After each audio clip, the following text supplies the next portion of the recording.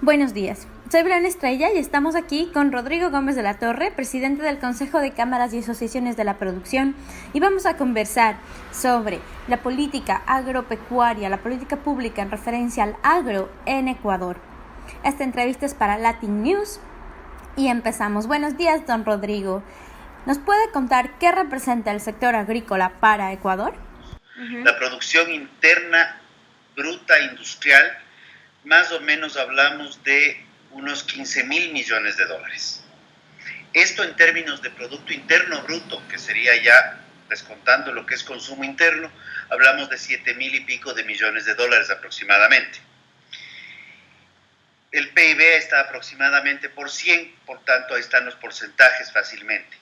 Sin embargo, cuando nosotros vemos que el sector agropecuario ecuatoriano cubre la demanda de alimentos a nivel nacional y además, al cerrar el año 2017, tenemos exportaciones que representan 10.300 millones de dólares entre lo que es agricultura primaria y agroindustria, y el sector petrolero 7.000 millones, poquito menos, 6.900, nos damos cuenta que la principal fuente de generación de divisas del Ecuador es el sector, y me ampliaría de agropecuario a agroalimentario para incluir lo que es agroindustria.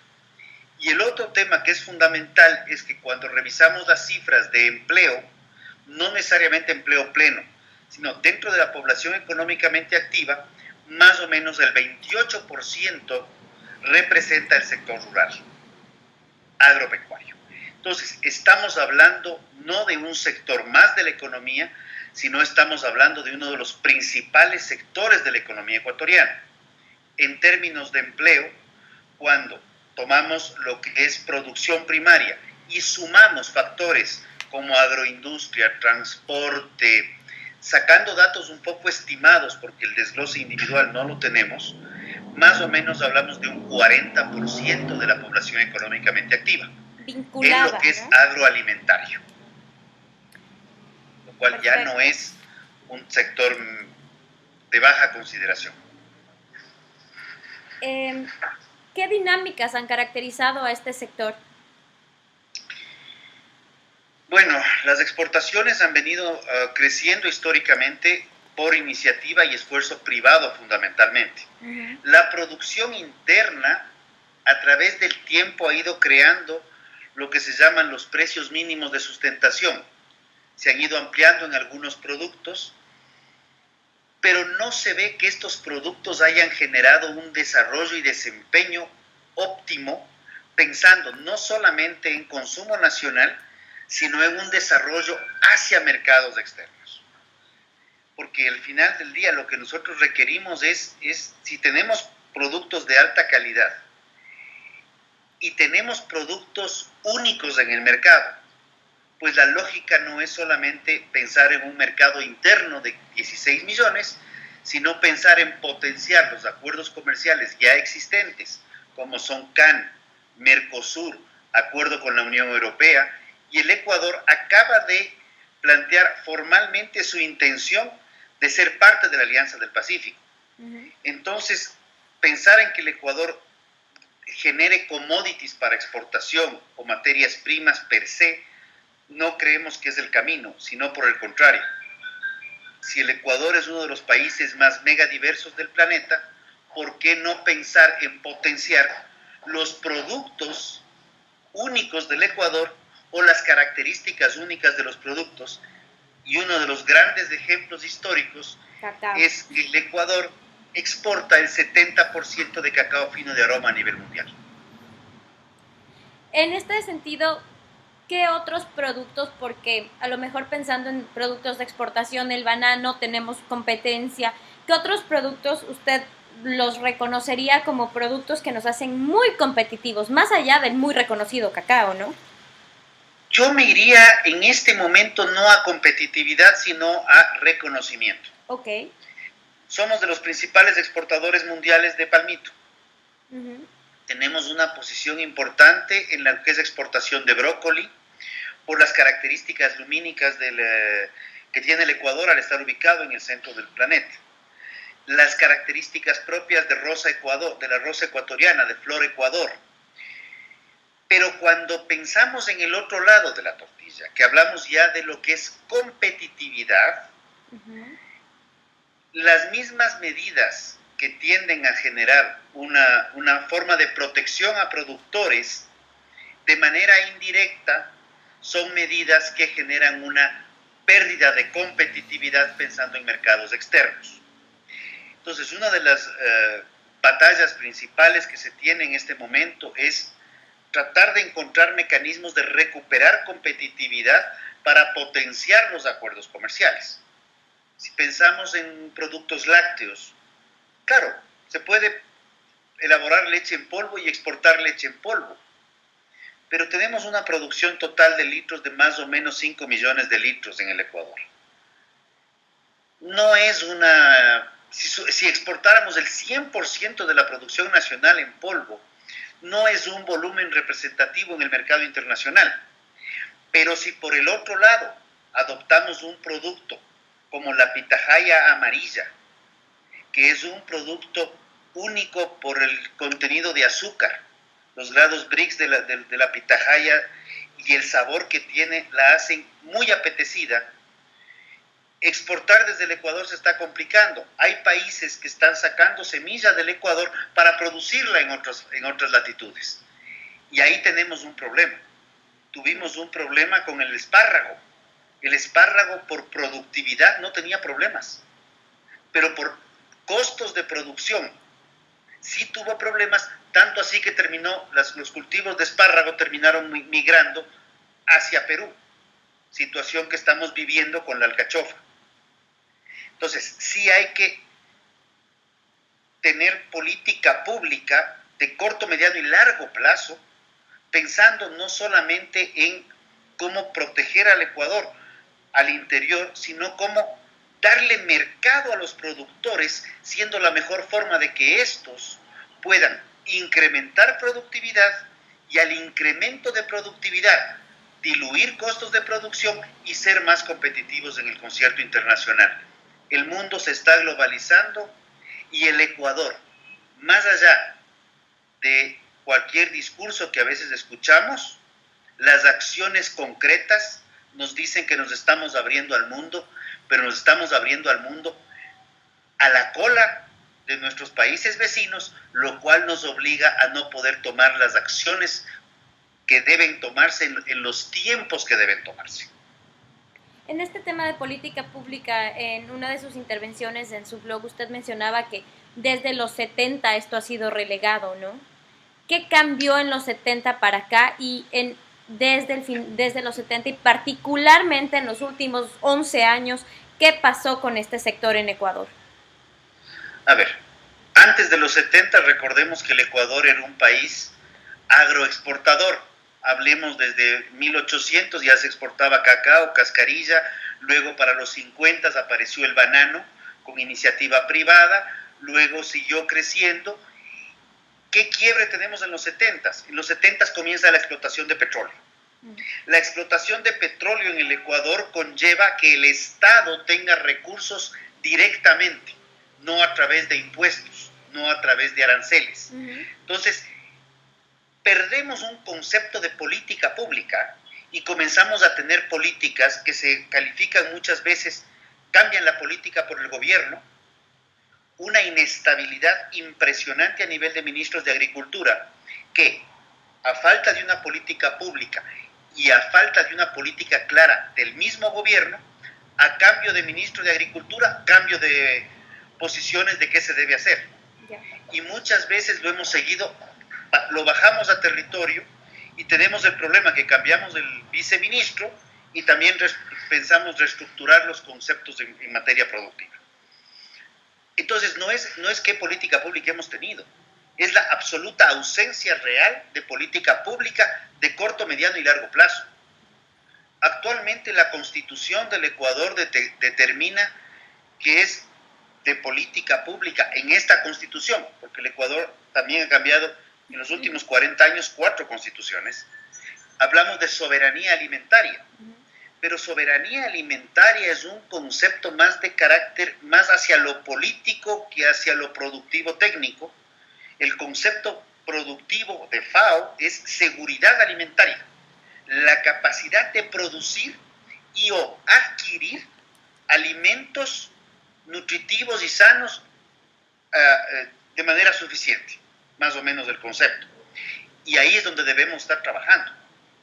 En este momento, desde el sector privado, se están haciendo algunas acciones sobre un concepto que le puedo pasar la presentación, que es un concepto, no estamos en un proyecto en este momento, se llama Ecuador Agroalimentario. Trabajar en lo que es seguridad alimentaria, dando información nutricional, porque no es solamente alimentarse, no es nutrirse. Nutrirse es balancear los productos. Y por el otro lado, lo que es Ecuador para el mundo. ¿Qué tenemos para exportar que sea diferenciado? Recordemos los productos de Sierra Central, de Ambato, Mirabeles, Guaitambos, son productos que no hay en otras latitudes y que el Ecuador sí las tiene. La mora ecuatoriana, por temas de luminosidad, tiene unas características de azúcares propios que solamente la tiene la mora ecuatoriana. Podemos comparar al Ecuador en términos climáticos, geográficos y de luminosidad con Kenia, y básicamente Kenia y Nigeria, o sea, en el África, pero no hay más países. Entonces, esas características son las que debemos potenciar. Si pensamos nuevamente, y regreso a lácteos, ¿por qué no pensar en denominación de origen? ¿Por qué no pensar en un queso amasado carchense, un queso amasado lojano? Vi que el queso Manaba obtuvo la denominación de origen recientemente, ¿no? ¿Cómo? Vi que el queso Manaba estaba trabajando en este tema. Tema de queso Manaba, trabajar en denominación de origen, en los cuales, claro, las características de los animales, las características nutricionales, las características climáticas dan una condición y un sabor específico al queso que se produce en esa zona. Y estas denominaciones de origen, que no son marcas, son denominación de origen, es lo que ha generado la exportación de muchas zonas y de muchos productos diferenciados en Europa, como podemos coger el queso parmesano, podemos coger los vinos de Bordeaux, el mismo champán. Gouda, o sea, son ejemplos, el queso Gouda. Y podemos irnos de largo en eso. O sea, aquí necesitamos potenciar muchísimo la diferenciación, porque el Ecuador es un país pequeño en área, pero con un potencial productivo gigantesco y con un potencial de diferenciación pocas veces visto en el planeta. En este momento le pregunté desde política pública, pero ¿qué pasó desde el sector gremial? ¿Qué pasó desde asociaciones productivas en estos años? Porque generalmente la política pública va acompañada de lo que la sociedad hace, ¿no? ¿Qué pasó desde el otro lado? A ver, yo creo que más allá del gobierno en los últimos 10, 11 años, que era su pregunta, desde hace varios años sí ha habido una suerte de, y esto lo escribí en mi blog, que es el principio de divide y vencerás, un debilitamiento del sector gremial orientado a que el único que marca opinión es el Estado. En los últimos años se han creado sobre las 5.000 asociaciones agropecuarias. Esto en los últimos 10. Ya al 2007 teníamos alrededor de 5.000, ahorita tenemos alrededor de 9.000. Entonces, esta dispersión genera una dificultad mayor de llegar a acuerdos. Entonces, convertimos a la estructura política del Estado en una estructura orientada a un clientelismo político con fines electorales más que un desarrollo productivo. Entonces, ese es un tema que sí nos ha ido afectando. Si nosotros vemos las estructuras gremiales, y no es de desconocer Colombia, una estructura de la Federación de Cafetaleros de Colombia tiene absolutamente integrada la cadena con productores, con procesadores, industria, una banca que aporta en el financiamiento y una cadena de distribución a nivel internacional. La misma situación la podemos ver en lo que la Federación Nacional de Ganaderos, a quien la están debilitando por el tema político, pero hay 17 federaciones con fondos gremiales para fiscales para construir sector. Y como le mencionaba anteriormente, el mejor apoyo que le podemos dar a los productores nacionales es darles mercado y competitividad, porque eso les permite crecer. Cuando crecen, se asocian, hacen trabajo cooperativo. Ya no es la asociatividad por asociarse a ver qué beneficio tenemos desde un gobierno u otro, sino es asociatividad productiva. Cómo en grupo podemos producir mejor, podemos producir algo más estandarizado con miras a quién lo va a consumir. Y esa es una nueva óptica que estamos tratando de implementar desde Cámara de Agricultura, inclusive en las alianzas con las asociaciones de fabricantes de alimentos y bebidas. ¿Para qué? Para pensar qué producir en función de qué es lo que el consumidor exige. Y ya no es solamente ahí un qué, sino un cómo producir. Si debemos producir orgánico u otra forma. En este tema de cómo, voy a mencionar un factor, el tema tecnológico ha sido muy recurrente como una limitación en Ecuador. Entonces, tan solo tomando este factor, ¿qué otros factores el Ecuador necesita para ser competitivo, para ser un productor de leche competitivo, para ser un productor de cacao competitivo? ¿Qué factores hacen falta? Un factor primario yo creo que es educación. El momento que hay una mejor articulación con industria y consumidores, nosotros vamos identificando qué es lo que el consumidor busca para articular la cadena en la dirección que no estamos acostumbrados, que es satisfacer necesidades de consumidor y no solamente mejorar a productor. La tecnificación en el Ecuador se ha dado en contados sectores y en contados productores de diferentes sectores. En el caso ecuatoriano de la leche, todavía tenemos muchísimo por hacer. La productividad promedio por vaca es baja.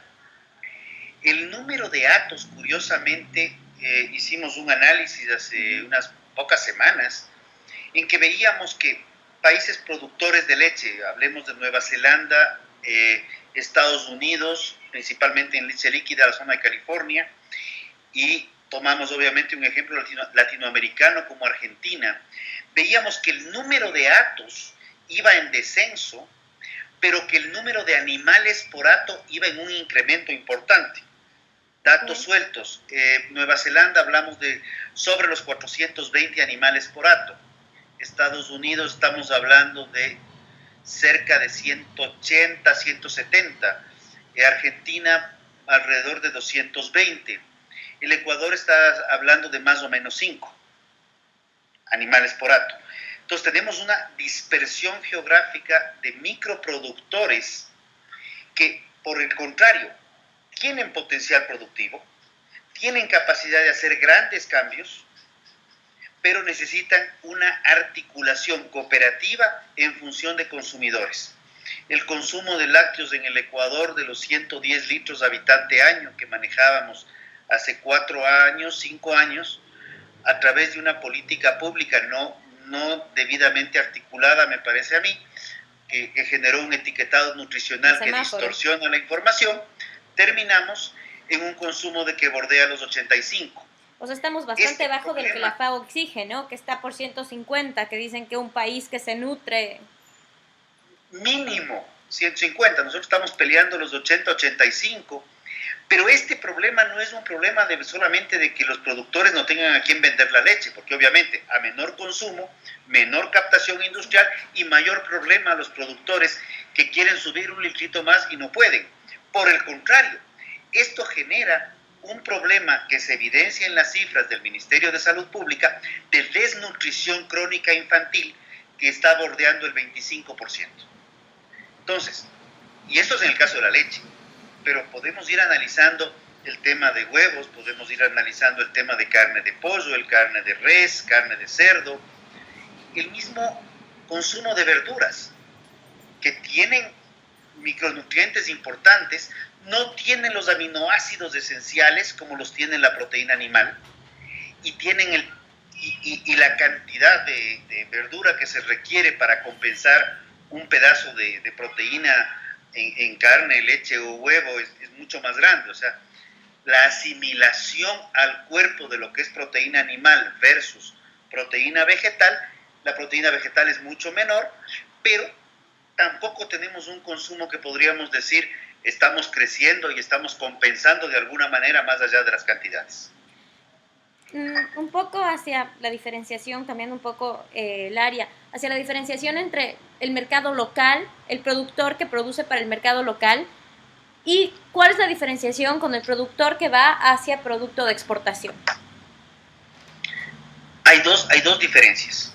La primera, que no debería existir, que estamos apuntando a un producto de mejor calidad para el mercado internacional, cuando realmente no deberíamos estar apuntando a una diferencia en calidad de producto, pero sí, lamentablemente, sí se da.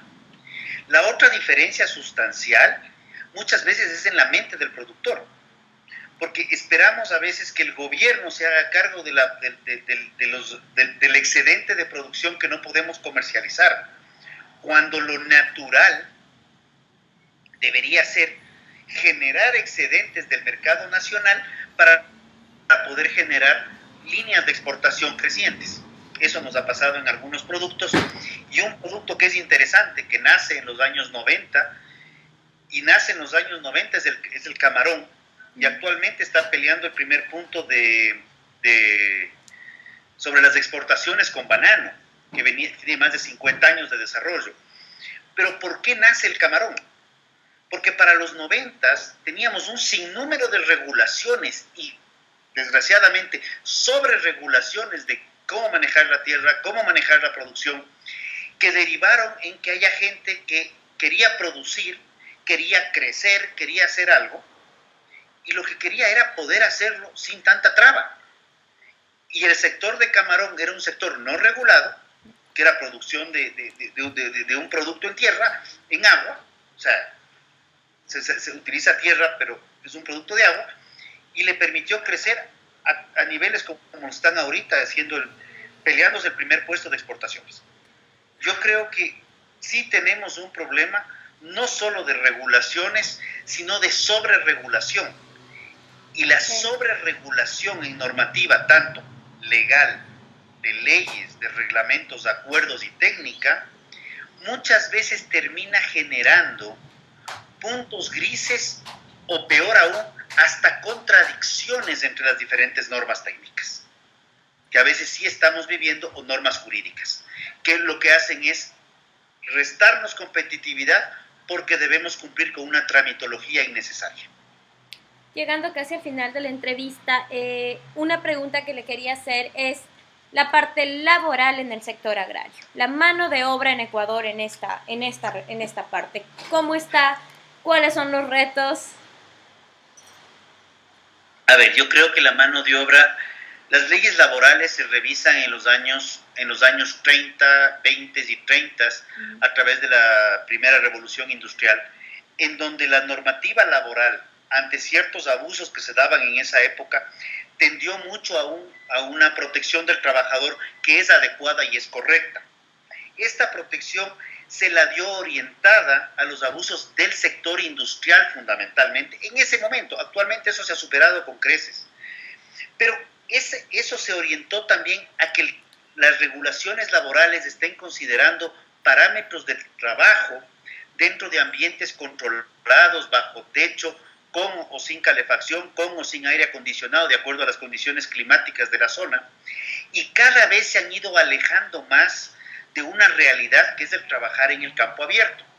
Una cosa es trabajar en una oficina con aire acondicionado o con café a la puerta, y otra cosa es trabajar en el campo con el sol o con la lluvia, o en ciertos países, inclusive hay épocas en las cuales no se trabaja porque hay producción sectorizada, porque hay nieve, o sea, no nos escondamos.